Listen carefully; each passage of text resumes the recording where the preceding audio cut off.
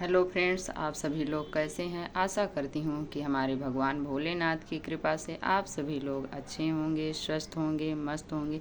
तो आज हम आप सभी को संतान सप्तमी के पूजा विधि एवं व्रत के लिए हम बताएंगे कैसे करना है कैसे नहीं।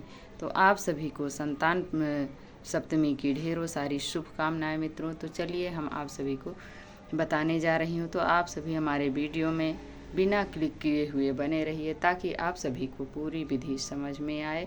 और यदि अभी तक आपने हमारे वीडियो को लाइक सब्सक्राइब नहीं किया है तो जल्द से लाइक सब्सक्राइब कर लें ताकि आप सभी को ये वीडियो सबके पहले हमारा ये नोटिफिकेशन आपके पास पहुँचे। तो चलिए वीडियो को शुरू करते हैं।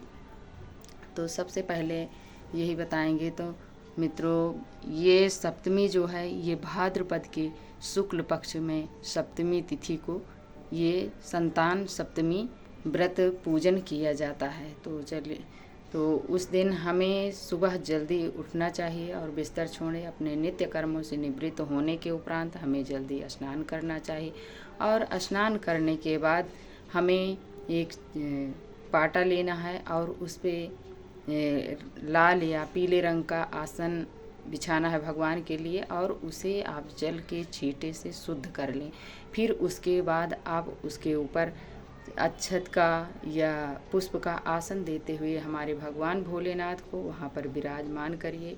और विराजमान करने के बाद गौरा मैया को एक चुनरी ओढ़ाएं और चुनरी ओढ़ाने के बाद आप इसमें चाहे तो कलश की स्थापना कर लें तो और अच्छी बात है। यदि नहीं करते हैं तो भी ये व्रत ऐसे भी किया जाता है, ऐसे पूजन भी किया जाता है। तो देख सकते हैं हमने तो यहाँ पर कलश की स्थापना की है। तो सबसे पहले हमें वहाँ पर अष्टदल कमल बनाना चाहिए। चावल से या गेहूँ से, आप चाहे जिस अनाज से बना सकते हैं। फिर उसके बाद हमें कलश को अच्छे से लोटे में स्वास्तिक बनाना चाहिए, जो कि ये माता लक्ष्मी का स्वरूप माना जाता है। और कलश जो होता है ये हमारी पूजा का साक्षी माना जाता है। तो हमें स्वास्तिक बना लेना चाहिए और कंठ में लोटे के ये कलावे से हमें बांध देना चाहिए। और बांधने के बाद लोटे में हमें सिक्का, सुपारी, हल्दी की गांठ, दूर्बा, पुष्प और गंगा जल, ये 5 चीज़ें हमें लोटे के अंदर डाल देना चाहिए। और डालने के बाद हमें गंगा जल और शुद्ध जल भर देना चाहिए। भरने के बाद आप उस पर पंच पल्लव लगाइए, चाहे आम का हो या अशोक का पत्ता हो, लगाकर उसमें अच्छे से हल्दी से कुमकुम से टीक दें। लोटे में भी टीकें और माँ गौरा को भी सिंदूर चढ़ाएं और गणेश भगवान को भी सिंदूर चढ़ाएं। भगवान भोलेनाथ को हमें सफ़ेद चंदन हो या पीला चंदन हो वो चढ़ाएं, इसलिए कि हमारे भगवान को सिंदूर और ये रोली कुमकुम नहीं चढ़ता है। तो हमें उसे चंदन से उन्हें तिलक करना चाहिए। फिर उसके बाद हमें कलश पे एक नारियल लें, जलाधारी नारियल, और उसको आप एक चुनरी में कलावे की सहायता से आप लपेट दें और उसको अच्छे से उसको भी टीक दें। टीकने के बाद आप भगवान जी को वहाँ पर विराजमान कर दिए हैं। फिर उसके बाद आप एक लोटे में जल लें। जल लेने के बाद अपने पूरे चौकी पर पुष्प हो या दूर्बा से आप उसकी सहायता से पूरे में आप छींटा लगाइए, मानसिक रूप से कि हम स्नान करवा रहे हैं, यहाँ पर शुद्धिकरण कर रहे हैं। फिर इसके बाद आप भगवान भोलेनाथ को जनेऊ समर्पित करें। यदि है तो ठीक है, नहीं है तो कोई बात नहीं है। फिर आप वस्त्र स्वरूप भगवान भोलेनाथ को कलावा समर्पित करें, या तो आप कोई 1.25 मीटर कपड़ा ले लें और भगवान जी को आप वहाँ पर रख दीजिए, समर्पित कर दें।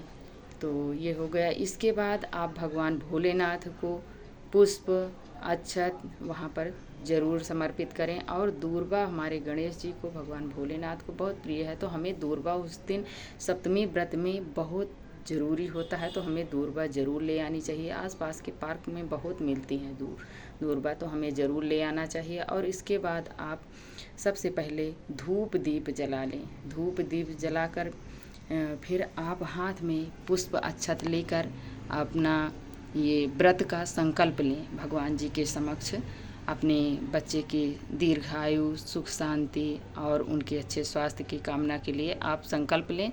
फिर उसके बाद उस पुष्प को आप अपने भगवान जी के चरणों में छोड़ दें। फिर इसके बाद आप जो भी आपके पास अवेलेबल हो ऋतु फल, वो भगवान जी को फल का भोग लगाएं। और इसके बाद आप गौरा मैया के लिए कुछ ना कुछ आप श्रृंगार की सामग्री ज़रूर चढ़ाएं। तो देख सकते हैं हमने यहाँ पर चूड़ियाँ ली हैं, मंगलसूत्र है, रबड़ है, नेल पेंट है, लिपस्टिक है, महावर है।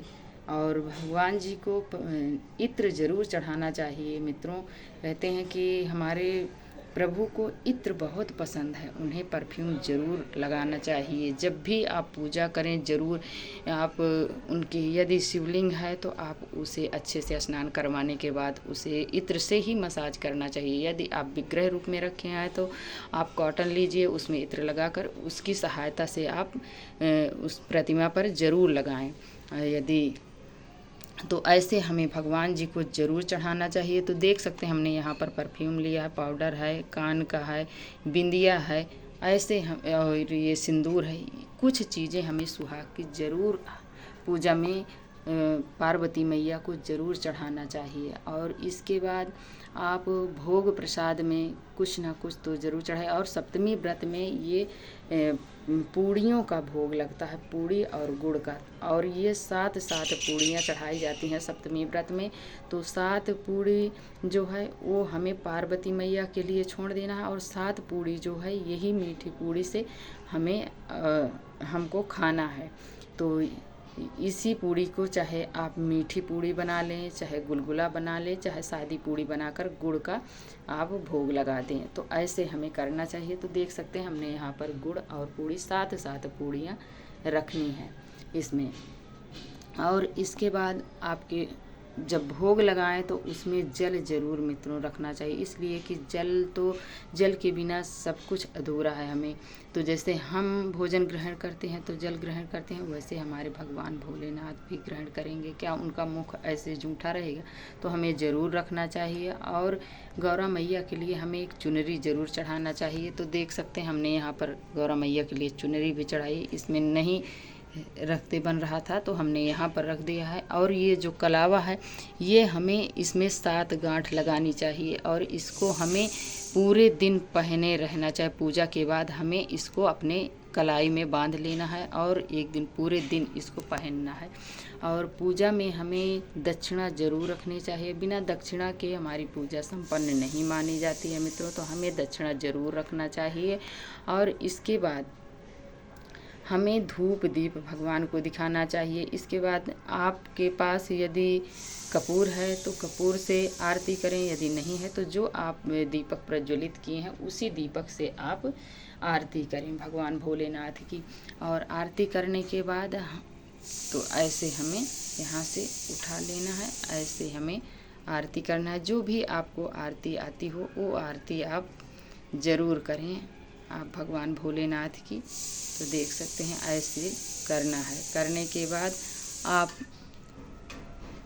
हाथ जोड़कर भगवान जी के समक्ष अपने संतान की दीर्घ आयु और उनके अच्छे स्वास्थ्य की कामना करें और सुख शांति तथा समृद्धि की कामना करते हुए कि हे प्रभु आप हमारे संतान की दीर्घ आयु दीजिए और लंबी आयु दीजिए और उनके अच्छे स्वास्थ्य रहें और घर में सुख शांति तथा समृद्धि बनी रहे।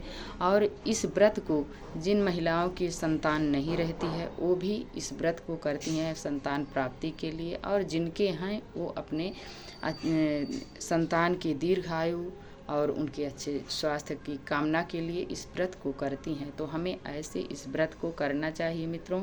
और ये बहुत ही सरल और सहज तरीके से है, हमने करके दिखाया। ऐसे इस संतान की प्राप्ति की पूजा हमें करनी चाहिए। बहुत ही सरल तरीके से हमने करके दिखाया है, तो ऐसे हमें करना चाहिए। और ये वीडियो आप सभी को मित्रों कैसी लगी? यदि थोड़ी भी अच्छी लगी हो तो हमें लाइक सब्सक्राइब करना ना भूलें। प्यारा सा कमेंट लिखकर हमें ज़रूर बताएं कि ये वीडियो आप सभी को कैसी लगी। और वीडियो देखने के लिए आप सभी को बहुत बहुत धन्यवाद मित्रों। राधे राधे, जय श्री कृष्णा।